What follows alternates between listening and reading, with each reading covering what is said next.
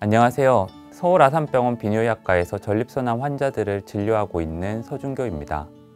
2021년 암 등록 통계 자료에 따르면 전립선암은 남성에서 발생하는 암 중 폐암, 위암, 대장암에 이어 4번째 4위에 해당하는 암입니다. 또한 전립선암은 빠르게 발생률이 증가하고 있어 국립암센터에서 2024년에 발표한 예측 통계에서는 남성암의 1위가 될 것으로 추측하고 있습니다. 하지만 전립선암에 대한 검사는 아직 국가암검진에 포함되어 있지 않아서 조기 발견과 치료에 한계가 있습니다. 실제로 50대 이상 남성 10명 중 8명은 전립선암 검사 주기를 모르는 것으로 알려져 그 인식률은 다른 암에 비해 낮은 편이라고 생각합니다. 이번 영상을 통해 인생 중후반에 들어선 남성분들이 꼭 알아야 할 전립선암에 대해 말씀드리도록 하겠습니다.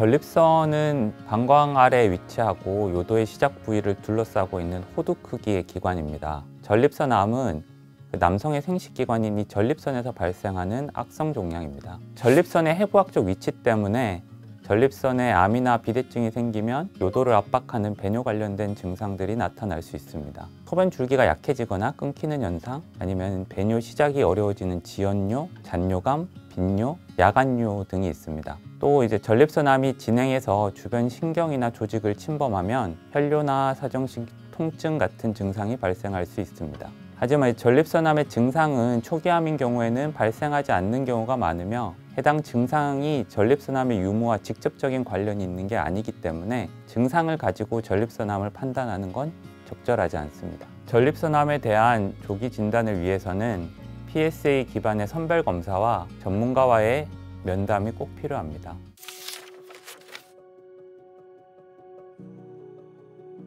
전립선암의 진단은 전립선암의 위험성을 확인하는 선별검사와 전립선암을 확진하기 위한 확진검사의 순서로 이루어집니다. 선별검사는 혈액검사인 PSA를 기본적으로 활용하고 손으로 전립선을 촉지하는 직장수지 검사를 통해서 수행하고 전립선 초음파도 함께 수행될 수 있습니다. 최근에 미국이나 유럽 등 선진국에서는 MRI를 선별검사를 위해 활용하기도 합니다. 전립선암에 대한 선별검사는 일반적으로 50세 이상 남성에서 권장됩니다. 가족력이나 유전력이 있는 경우 40세부터도 검사를 고려해야 합니다. PSA 수치는 전립선암의 가능성을 나타내지만 전립선 비대증이나 염증으로도 증가할 수 있기 때문에 전문의의 판단이 반드시 필요합니다.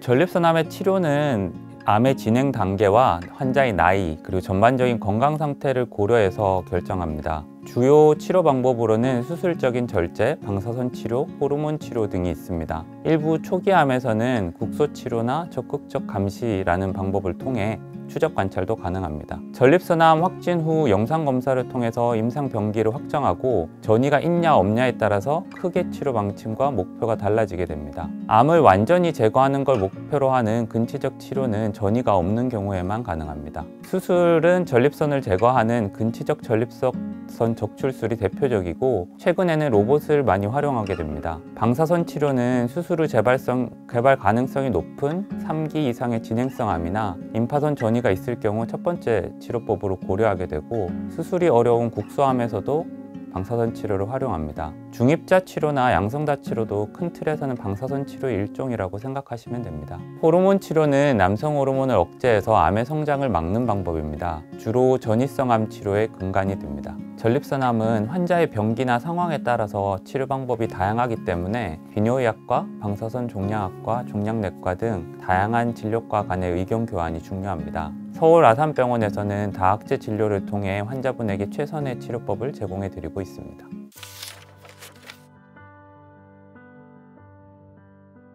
로봇 수술은 전립선암 치료에서 수술의 정확도와 그리고 환자의 회복을 향상시키는 첨단 기술입니다. 고해상도 3D 영상과 정밀한 로봇 팔을 이용해서 신경과 혈관을 최대한 보존할 수 있어서 수술 후 부작용이 감소합니다. 또한 상처가 작고 통증이 적어 회복 기간이 단축됩니다. 수술 중 시야가 넓어져 복잡한 절제도 용이한 장점이 있습니다. 전립선 같은 경우에는 방광 아래쪽에 있고 골반 깊숙한 곳에 있기 때문에 개복 수술로 하거나 복강경 수술로 할 때는 접근이 어려운 한계가 있었는데 로봇 수술을 활용함으로써 훨씬 더 수술이 용이하게 될 수 있습니다. 또 이거는 별개의 장점인데 카메라를 통해서 수술 과정을 볼 수 있기 때문에 젊은 의사들의 기술 습득과 후학 양성에도 용이합니다. 해외 학술 대회를 통해서 부작용을 줄이고 성적을 높일 수 있는 최신 수술 기법이 발표되면 이에 대한 공유도 빠르게 되는 것이 로봇 수술의 또 다른 장점입니다. 현재 전립선암의 경우 미국에서는 거의 90% 이상이 로봇 수술만으로 시행되고 있으며 우리나라도 절반 이상의 전립선암 수술은 로봇 수술로 시행되고 있습니다.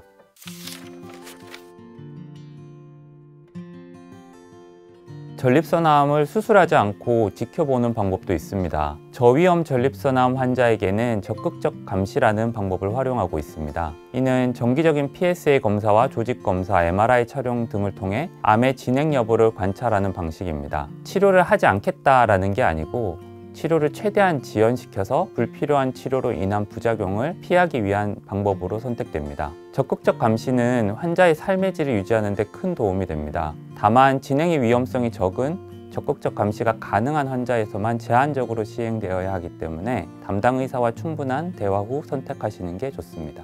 실제로 적극적 감시를 하는 환자분들 중에서 2년 안에 수술을 환자분이 원해서 진행되는 경우도 꽤 많습니다. 이거는 이제 암을 치료하지 않는 거에 대한 불안감 때문이긴 한데요. 외국에서는 30% 이상의 환자들이 초진 전립선암으로 진단되었을 때 적극적 감시를 선택하지만 저희 나라 같은 경우에는 초기에 암이 좀 진행된 상태에서 발견되는 경우도 많고 그리고 환자의 불안감이 좀 크기 때문에 적극적 감시를 좀 선택하는 비율이 낮은 편입니다. 근데 적극적 감시라는 게 결국에 이제 치료를 하지 않고 그냥 지켜보겠다라는 게 아니고 저희가 암의 진행이 낮은 경우에만 선별적으로 진행됐을 경우에 그때 이제 적절한 치료를 들어가겠다라는 거고 그리고 수술이나 방사선 치료를 하면 어쩔 수 없이 생기는 합병증, 요실금이나 발기 문제 아니면 출혈 같은 것들을 피할 수 있는 방법이기 때문에 의사와 충분히 상의한 다음에 어떤 방식인지를 충분히 이해하고 선택하시는 게 좋습니다.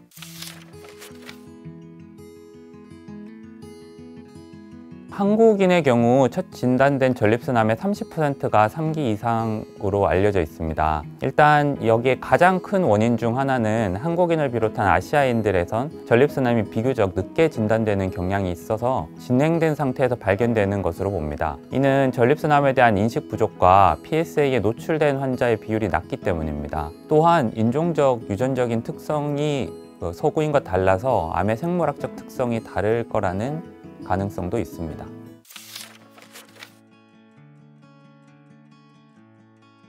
전립선 비대증과 전립선염 그리고 전립선암은 각각 별개의 질환이고 이들은 직접적으로 전립선암을 발생 위험을 높인다는 증거가 없습니다. 전립선 비대증은 전립선의 크기가 커지는 양성 질환이고 전립선염이라는 것은 전립선의 염증을 얘기합니다. 전립선 비대증과 전립선암은 나이가 들수록 유병률이 높아집니다. 또한 전립선 비대증이 있어도 전립선암처럼 PSA가 점점 증가할 수 있습니다. 전립선암의 증상은 전립선 비대증 증상과 유사합니다. 이런 공통되는 부분들이 많기 때문에 전립선 비대증과 전립선암이 관련 있는 것처럼 보일 수는 있지만 서로 직접적인 연관관계는 없고 전립선 비대증 때문에 전립선암이 생기는 것도 아닙니다.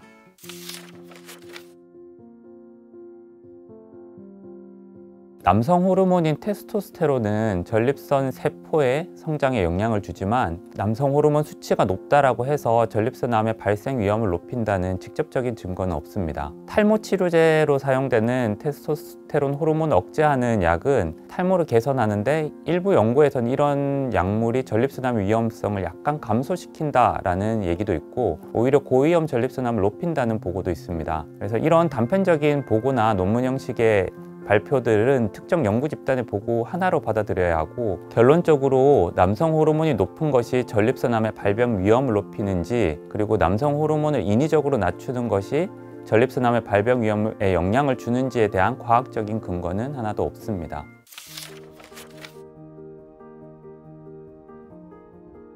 전립선암이 순환암이라는 인식이 있어서 다른 암들과 비해서 관심이 좀 적은 것 같습니다. 그런데 세상에 순환암이라는 건 없고요.